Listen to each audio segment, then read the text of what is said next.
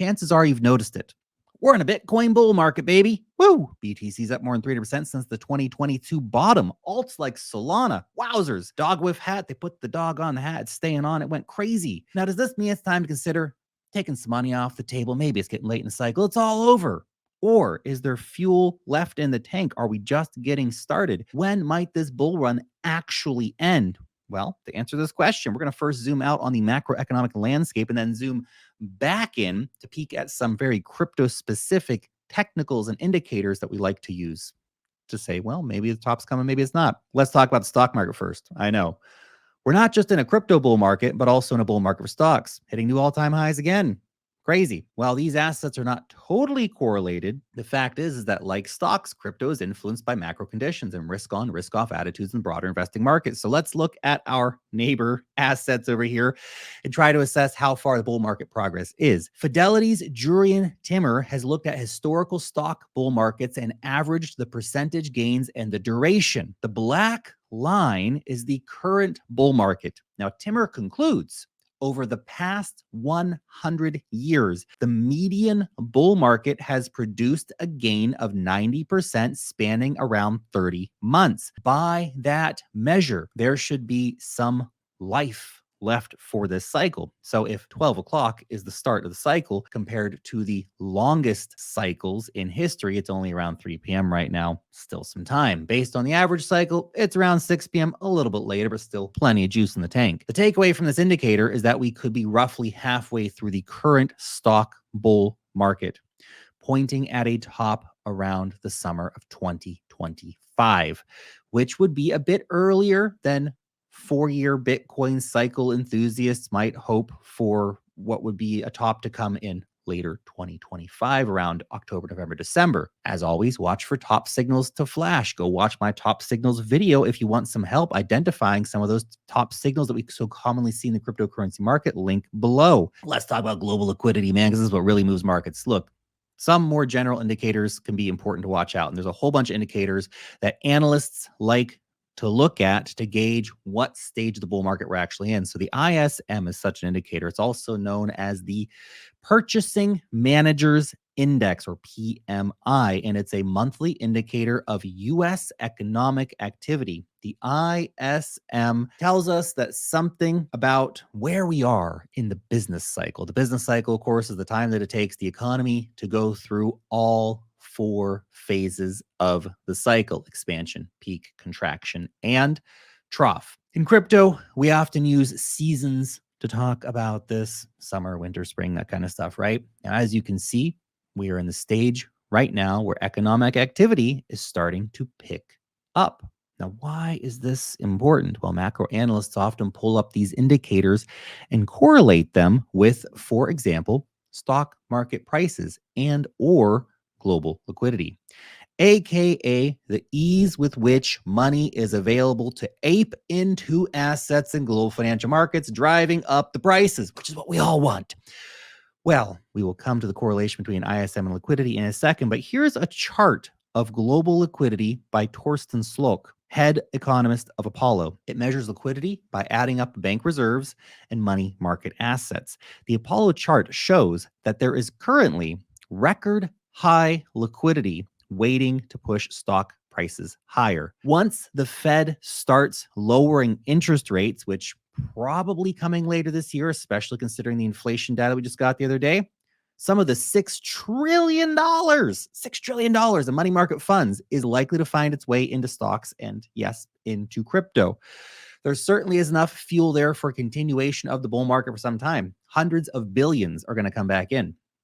Indeed, past cycles have proven that global liquidity is a super important variable in the way in which it correlates with crypto prices, and is definitely not to be ignored. After all, what do you think will happen with prices if a flood of money from traditional finance systems starts chasing relatively small assets such as crypto, plus, of course, all the central bank printing going on? US is printing, China's printing, everyone's printing. Now, this chart here by Raoul Pal shows how the ISM, inverted for clarity in this chart, correlates very well with global liquidity. Raoul Pal extrapolates that the way the ISM will behave and overlays the global liquidity chart on it. Fascinating. Just look at it. To be exact, the year-on-year change of global liquidity, The growth of global liquidity is projected to peak somewhere in fall of 2024 or possibly in early 2025. Now, this, by the way, doesn't mean that crypto will top at that exact liquidity acceleration peak, but it suggests that the most violent part of the bull market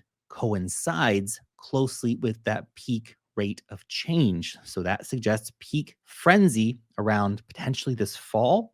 We shall see how that plays out, or again, early next year. You can see in this chart that the highest year-on-year accelerations or decelerations of global liquidity tend to coincide with the fiercest run-ups and crashes of Bitcoin. So what about the previous cycle?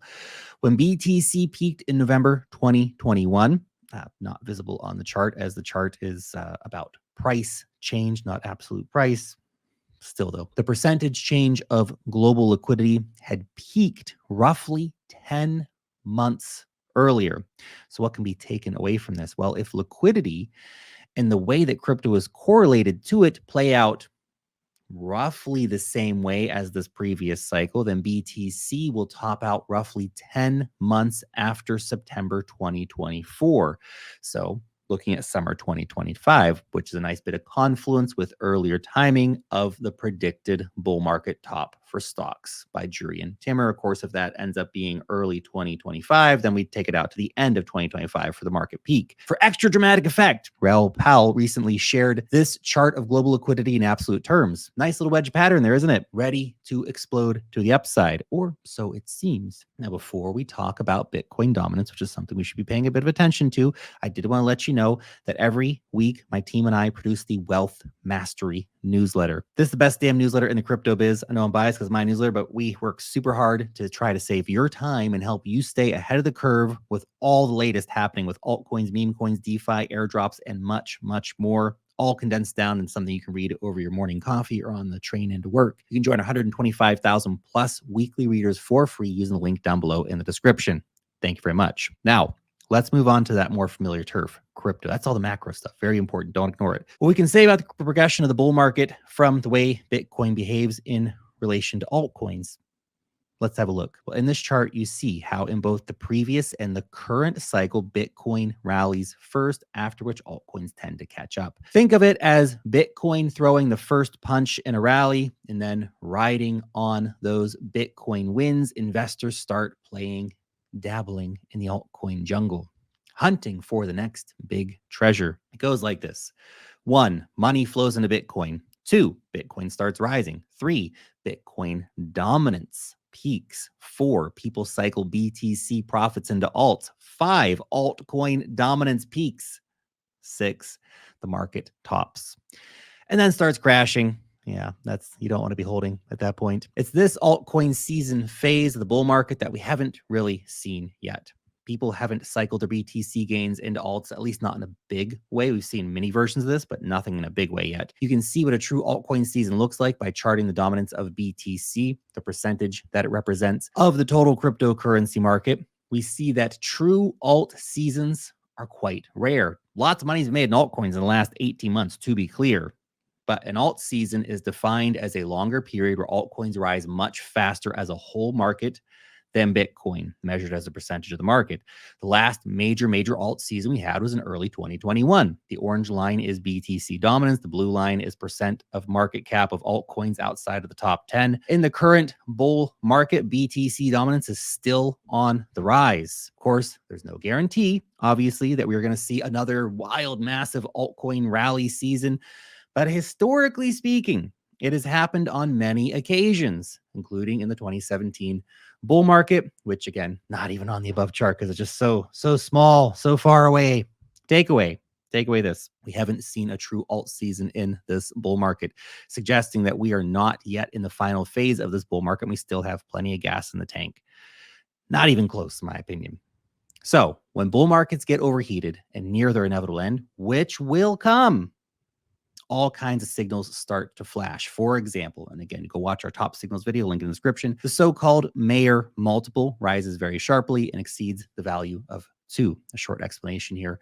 A Mayer multiple above 1 means a price above the 200-day moving average, which is roughly the demarcation between bull and bear conditions. The blue line right below the BTC price line. The further the Mayer multiple rises above 1, the greater the distance between the 200-day moving average and the price. The higher the the greater the market frenzy, implying that maybe a phase of cooling off is going to be coming soon on the horizon. Traders will take profits, and even long-term holders will start to cash out at least part of their holdings at a certain percentage in profit. Always happens. As you can see from the graph, we are still far removed from the overheated levels that marked previous tops.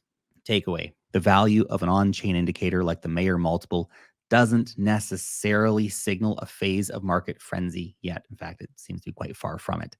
So let's finally look at an indicator that has, in previous bull markets, quite well coincided with market tops. And that is, of course, the infamous pi cycle top indicator. You can clearly see when these two moving averages that this indicator tracks cross, we have historically been within days. It was like 2 or 3 days from the top previously in the last cycle. Rect Capital, who writes the technical analysis parts for our newsletter, sometimes reflects on this behavior of this indicator. So based on the recent trajectories of these moving averages, he predicts they could cross as soon as February 2025. Of course, this projected crossover date is a moving target because these moving averages are continually updating and it changes every day. So if, for example, the Bitcoin price were to consolidate or drop more, the crossover date gets pushed further into the future. Maybe we get to that summer 2025 again. Now, look, these are all just indicators, okay? To be clear, it's not like the CEO of Bitcoin's out there looking at the pi cycle chart and shouts out, okay, guys, the indicators flashed. It's time to get out. Bull market over. By the way, alts usually peak around 2 weeks after the pi cycle top indicator flashes, just FYI. All the indicators we discussed are just that, by the way. They just give indications. They're not foolproof, all right? They all point in the same direction, though. And that is that the bull market peak is likely still quite some way away, with a lot of confluence coming from mid-2025, which is very interesting.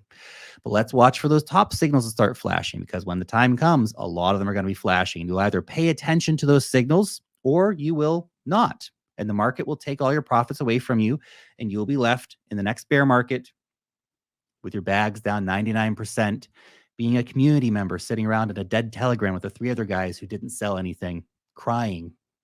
Instead, you could be off on your yacht in the Caribbean with the wife and the kids and your financial freedom secured. What life do you want? Make it happen. Thanks for watching.